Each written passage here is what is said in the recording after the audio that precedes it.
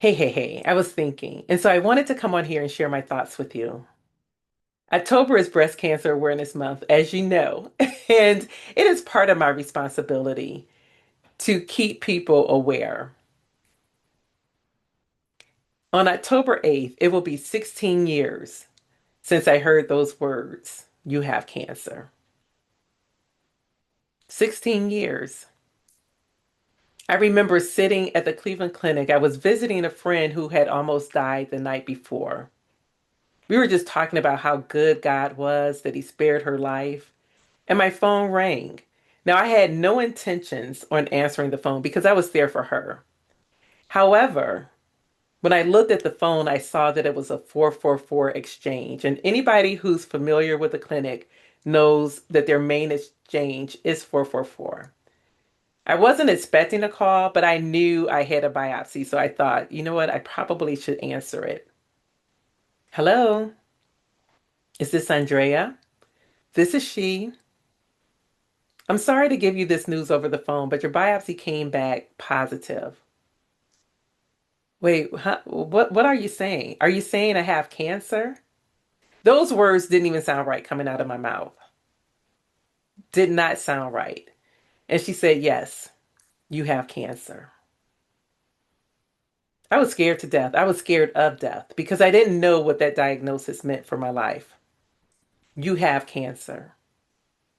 You have cancer. Those are the three most feared words. I can't even talk right now because I'm just thinking about that. Those are the three most feared words in seven different languages. You have cancer. But I didn't just hear you have cancer. I heard you have cancer and you don't have a husband to support you through this. You have cancer and you don't have your 2.5 kids and your white picket fence because I was still young. You have cancer and you really haven't began living. You have cancer and you may die. Thank goodness I didn't die.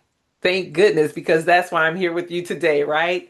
But I remember after hearing those words, I just started crying. My girlfriend was in the bed. She's asking what's wrong. I couldn't say anything. She's yanking off her EKG patches, getting up, trying to console me. She comes over, she's rubbing my back, like, what's going on? And I'm like, I have cancer. I'm just trying to tell her what's going on. And all of a sudden, nurses just run into the room. They're like, what is happening? Why are you out of the bed? Because on the monitors, it looked as though she died because when she took off her EKG patches, everything went flat. So she tells them, that I just found out that I have cancer. And a nurse came over to me. She took my hands, handed me some tissue and wiped, so I could wipe my tears.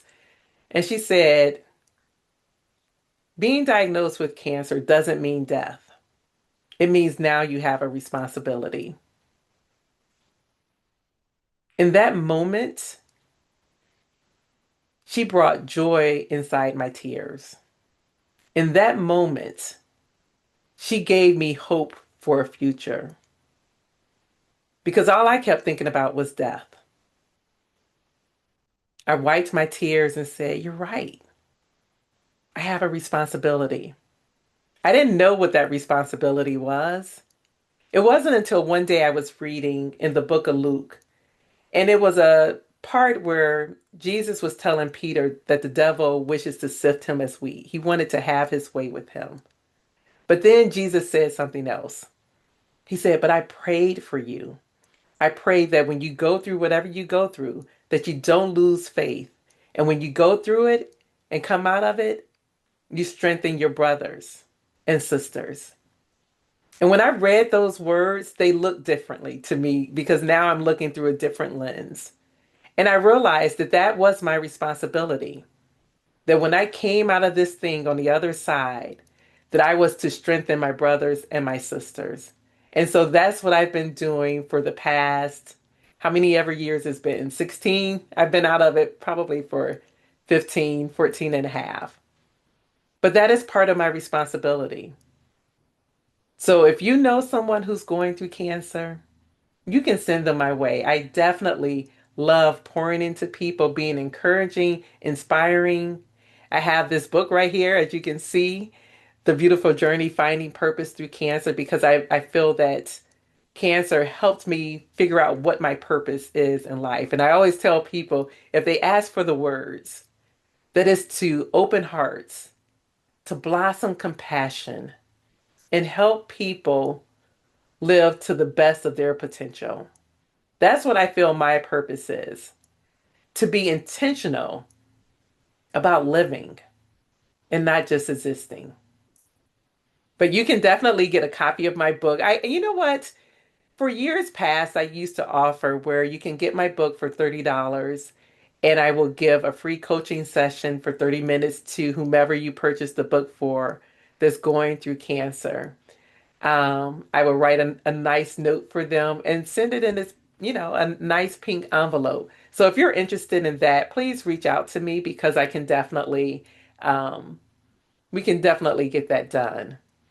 But I just feel that it is my responsibility. So if you see me on this here internet, am I pink or not? Talking about breast cancer, understand why. I am just grateful for life because having faced death twice with two different cancers that were unrelated, I can't help but to be appreciative. So I just wanted to leave you with that word. Be intentional with living. Alrighty. Take care and know that I love you. Bye bye.